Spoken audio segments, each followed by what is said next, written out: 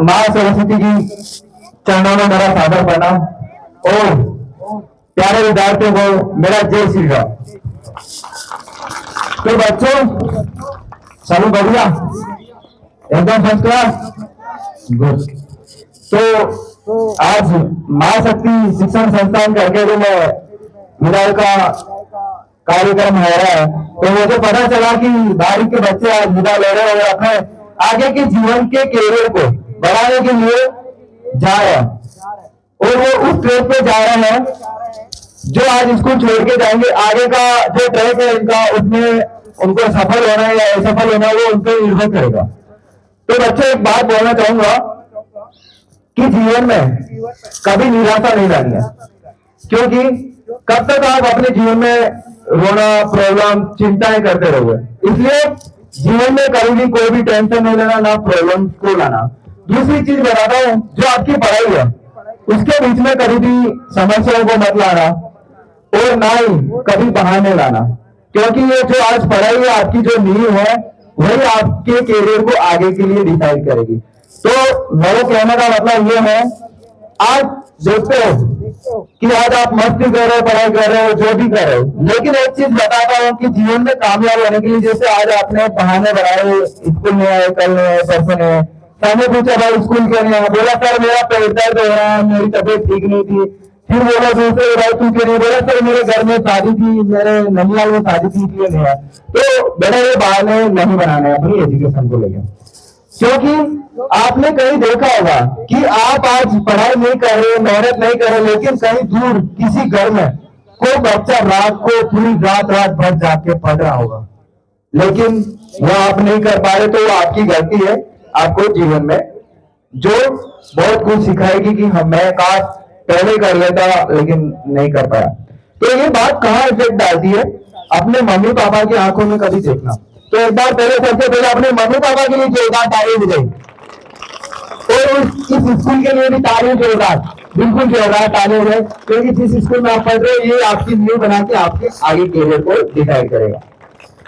मेरे कहने का मतलब ये है कि जीवन में कभी भी हार नहीं माननी है।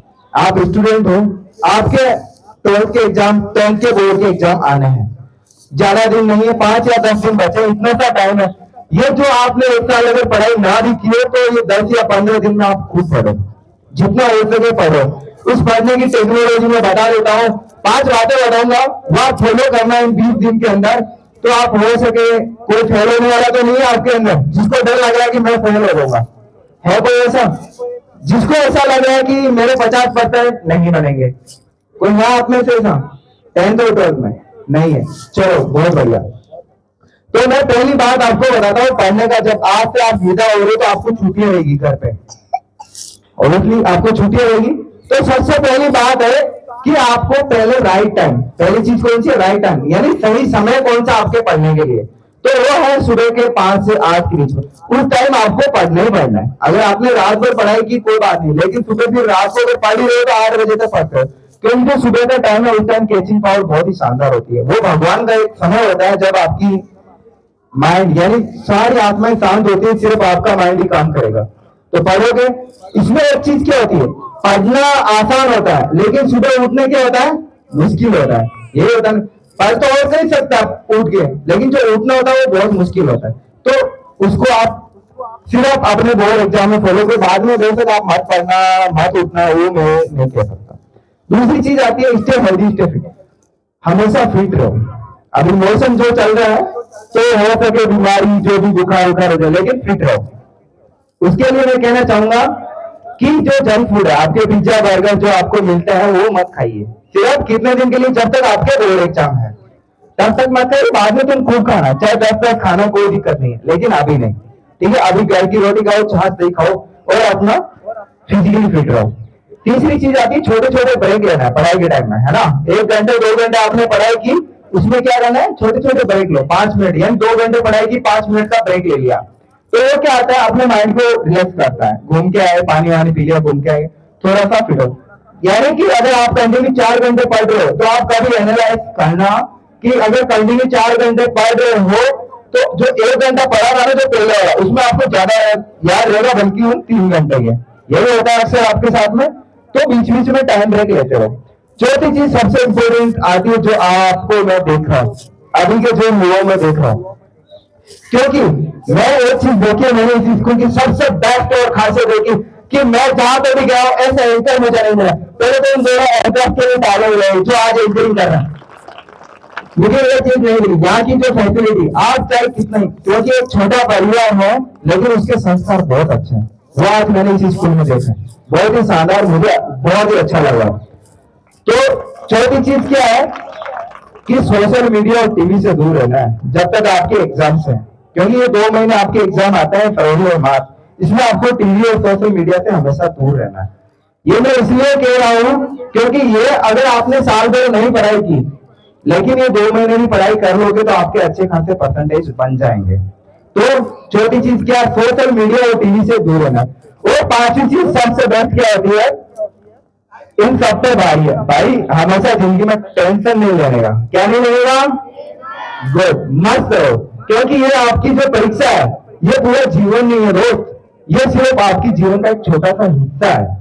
तो टेंशन नहीं लेना। कोई कमजोर विद्यार्थी होड़ में बैठा है कि यार पारसी वाला बहुत लिख रहा, कंटिन्यू से ऊपर गर्दन भी नहीं कर रहा है, लिखते जा रहा, और आप बैठे बैठे आपको कुछ आ नहीं रहा, तो टेंशन नहीं लेना, इसी टाइम भी स्ट्रेस नहीं लेना।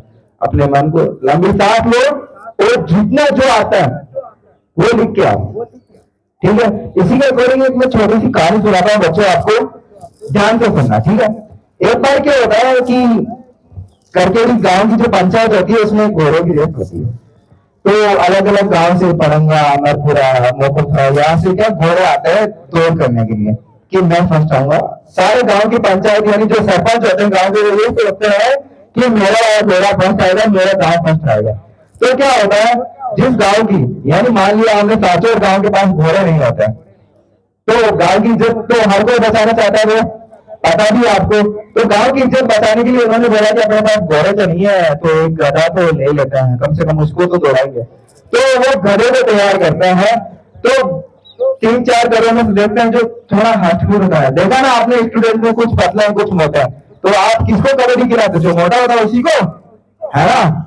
तो ऐसे उस हठफुट गधे को लेते हैं, उसको 3-4 बार ऐसे बोलते हैं, भाई तू कर सकता है, तू कर सकता है, तू दौड़ सकता है, तू दौड़ सकता है। फिर उसको भी लग गया कि हाँ यार मैं दौड़ सकता हूँ, मैं दौड़ सकता हूँ। ये 2 दिन में उसको बोला तो बोला कि मैं भी दौड़ सकता हूँ। तो उसने क्या किया, गधे ने बोला मैं दौड़ेगा, मैं गांव के लिए दौड़ेगा, मैं करेगा कुछ, ठीक है। तो वो आता है दौड़ में आने के बाद जब वो घोड़ों को देखता है तो वो कांपने लग जाता है। बोला यार घोड़े तो घोड़े होते हैं, सबको पता है, सबसे तेज दौड़ने वाला कौन होता है, घोड़ा होता है। लेकिन क्या करते हैं, जो गांव का सरपंच होता है साचोर गांव का, वो उसकी पूछ होता है, उसकी मिर्ची डालता है, वो इतना भागता कि 6 महीने तक भागता रहता है, कभी रुकता ही नहीं है, और उसने सारी रेस जीत लेती है। मेरी इस कहानी का कहने का मतलब है दोस्तों कि तुम्हें मेरिट में या अच्छे परसेंटेज लाने के लिए तुम्हारे अंदर आग कितनी है, आपके अंदर ताकत कितनी है, समझे इस बात को।